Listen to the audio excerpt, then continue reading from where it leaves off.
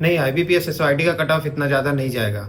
आपको भी यही लगता है? ठीक है, चलिए फिर से ब्रेक डाउन करते हैं इस कट ऑफ को। आपको जो प्रीलिम्स एग्जाम में इंग्लिश, रीजनिंग और कॉन्ट का पेपर था, जिसमें 50-50 क्वेश्चन थे। इंग्लिश में सिर्फ आपका जो मार्क्स था वो 1/2 था, मीन्स 25। 50 क्वेश्चन के 25 मार्क्स थे, बाकी सबके 50 क्वेश्चन के 50 मार्क्स, 50 क्वेश्चन के 50 मार्क्स थे।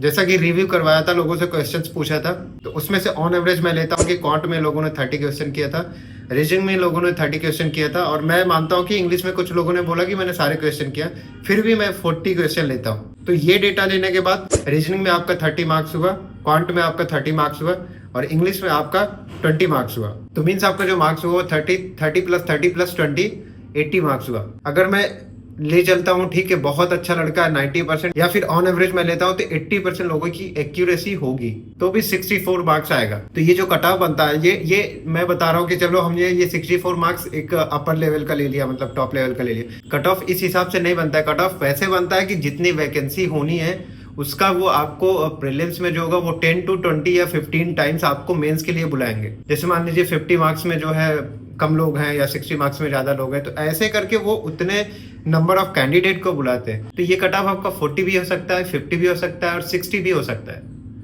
ये ऐसा कुछ फिक्स नहीं है। अगर कोई बोल दे रहा है कि नहीं इतना ही कट ऑफ होगा, वो झूठ बोल रहा है। मैं भी नहीं बोलता हूँ कि इतनी ही कट ऑफ आएगी, ये कोई नहीं बता सकता, क्योंकि जिसने पेपर दिया है सिर्फ वही बता सकता है कि कितने कट ऑफ हो सकती है, क्योंकि पेपर के लेवल उसको ही पता है। और आपको सिर्फ अपना पता है, आपको ये नहीं पता कि कितने सारे लोगों ने इस कट ऑफ के बीच में आ रहे हैं, इस मार्क्स के बीच में आ रहे हैं, कितने नंबर ऑफ कैंडिडेट इस मार्क्स के बीच में आ रहे हैं। तो फिर जाके टोटल वैकेंसी का 10 और 20 टाइम्स वो बुलाएगा मेंस के लिए, तो उसमें कितने सारे लोग आएंगे, ये सब करना मतलब बहुत मुश्किल है। तो जो भी कट ऑफ बताता है कि नहीं नहीं इतना ही आएगा, वो बहुत, उसकी बातों पर आप भरोसा मत करिए, वो बिल्कुल फेक है। जस्ट एक प्रिडिक्शन होता है, ऐसा कुछ नहीं होता है कि इतना ही कट ऑफ जाएगा। बाकी आपको पता होगा कि आपने एग्जाम दिया तो कितना कट ऑफ हो सकता है। 40 हो सकता है, बहुत अच्छी बात है, बहुत कम जाए और अच्छी बात है, मुझे कोई प्रॉब्लम नहीं, बस सिलेक्शन होना चाहिए। क्योंकि आप लोगों का 2 महीने बाद मेंस है, और आपके पास 2 महीने इनफ टाइम है, आप मेंस के लिए अच्छे से प्रिपेयर कर सकते हैं। तो ये जो आपने स्टेप लिया है, ये सिर्फ प्रीलिम्स के लिए नहीं, आपको सीधा मेंस इंटरव्यू क्लियर करके आगे निकलना है। तो आप उसके हिसाब से प्रिपरेशन शुरू करिए। कोई भी कुछ भी बोल दे रहा है, छोड़ दीजिए आप उसका। जो भी आपने किया है कॉन्फिडेंस से, आप उस पर भरोसा रखिए।